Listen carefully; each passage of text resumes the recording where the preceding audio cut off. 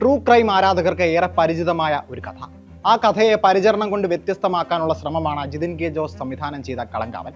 അതിന് സംവിധായകൻ ഉപയോഗിച്ചിരിക്കുന്നത് രണ്ട് നടന്മാരുടെ അഭിനയശേഷിയാണ്, മമ്മൂട്ടിയും വിനായകനും. ഒരാൾ വിഷം ചീറ്റുന്ന പാമ്പ്, മറ്റൊരാൾ ഊണും ഉറക്കവും ഉപേക്ഷിച്ച് ആ പാമ്പിനെ കൊത്തിപ്പറിക്കാൻ കാത്തിരിക്കുന്ന നത്ത്.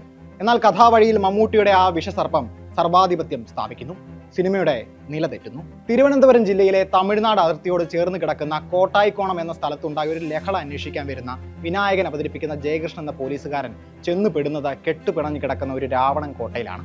ജയകൃഷ്ണന്റെ അന്വേഷണം പല വഴി തിരിഞ്ഞ് പ്രതിനായകനിലേക്ക് എത്തിച്ചേരുന്നു, സ്ത്രീകളെ വേട്ടയാടുന്ന ഒരു സൈക്കോപാത്തിലേക്ക്. ഒരു പൂച്ച എലി കളി ഇവിടെ പ്രതീക്ഷിക്കരുത്. പ്ലോട്ട് ട്വിസ്റ്റുകൾ കൊണ്ട് കാണിയെ ഞെട്ടിക്കാനുള്ള ശ്രമങ്ങൾ സിനിമയിലുണ്ട്. പക്ഷേ ആ ട്വിസ്റ്റിനെ ഉദ്വേഗത്തോടെ മുന്നോട്ട് കൊണ്ടുപോകാൻ സിനിമയ്ക്ക് സാധിക്കുന്നില്ല. പതിവിടത്ത് അല്പം പതിഞ്ഞ താളത്തിൽ സിനിമ അവസാനിക്കുന്നു. മമ്മൂട്ടി പ്രതിനായക വേഷത്തിൽ എത്തുന്നു എന്നതിന്റെ ആവേശത്തിലെത്തിയ സിനിമാ പ്രേമികളെ കളങ്കാവൽ പൂർണ്ണമായും തൃപ്തിപ്പെടുത്തും. ഇൻട്രോ സീനിൽ തന്നെ അവർക്ക് എല്ലാമായി എന്ന് തോന്നിയേക്കാം. എന്നാൽ സിനിമ പിന്നെയും 2 മണിക്കൂർ നീളുന്നു.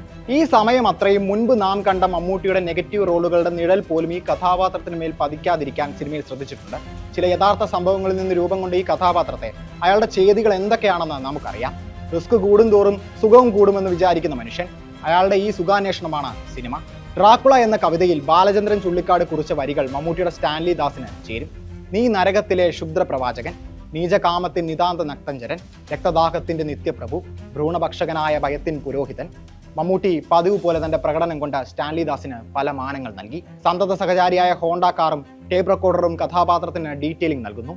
സൂക്ഷിച്ചു നോക്കിയാൽ അയാളുടെ മുഖത്ത് വിഷം തുപ്പാൻ ആഞ്ഞു നിൽക്കുന്ന പാമ്പിനെ കാണാം.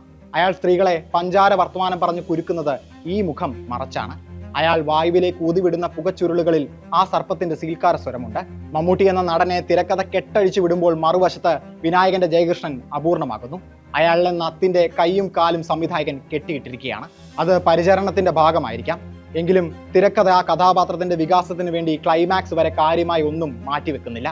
എല്ലാ ശ്രദ്ധയും പ്രതിനായകനിലേക്ക് മാത്രം. ഇനി കളങ്കാവൽ എന്ന പേരിലേക്ക് വരാം. തെക്കൻ കേരളത്തിൽ തമിഴ്നാടിനോട് അടുത്ത ചില ക്ഷേത്രങ്ങളിൽ നടക്കുന്ന ഒരു ചടങ്ങാണിത്. കളത്തിൽ രൗദ്രഭാവത്തിൽ ദേവി ദാരികനെ നിഗ്രഹിക്കുന്ന പ്രതീകാത്മക ചടങ്ങ്.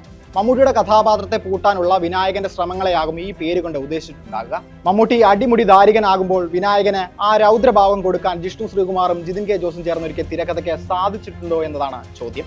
ഈ സിനിമയ്ക്ക് താളം കൊടുക്കുന്നത് മുജീബ് മജീദ് എന്ന സംഗീത സംവിധായകനാണ്. കിഷ്കിന്ധാകാന്ഡം, എക്കോ എന്നീ സിനിമകളിൽ നിറസാന്നിധ്യമായിരുന്ന മുജീബ് പ്രതീക്ഷയ്ക്കൊത്തുയർന്നു.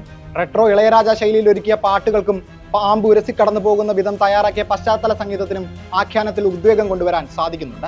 അതിൽ തന്നെ നിലാക്കായും വെളിച്ചം എന്ന പാട്ട് പല രംഗങ്ങളെയും ഉയർത്തുന്നുണ്ട്. കാമത്തിന്റെയും മരണത്തിന്റെയും മോട്ടിഫാണ് ഈ ഗാനം. ഒരാൾക്ക് തനിക്കുള്ളിലെ വിഷം എല്ലാ കാലവും അടിച്ചമർത്തി വെക്കാൻ സാധിക്കില്ല എന്നാണ് ഈ സിനിമ പറഞ്ഞു വെക്കുന്നത്. നായക പ്രതിനായക സങ്കല്പങ്ങൾ പൊളിച്ച് ഈ ആശയത്തിന് ചേർന്ന ഒരു ആഖ്യാനം സൃഷ്ടിക്കാനാണ് സിനിമ ശ്രമിക്കുന്നത്. എന്നാൽ ആ സമവാക്യത്തിൽ എവിടെയോ മമ്മൂട്ടി ഒറ്റപ്പെട്ടു നിൽക്കുന്നു. നടൻ ദാരികനായി വേഷം മാറിയപ്പോൾ അയാളെ കളത്തിൽ പൂട്ടാൻ തിരക്കഥയ്ക്ക് സാധിക്കാതിരുന്നതാകാം.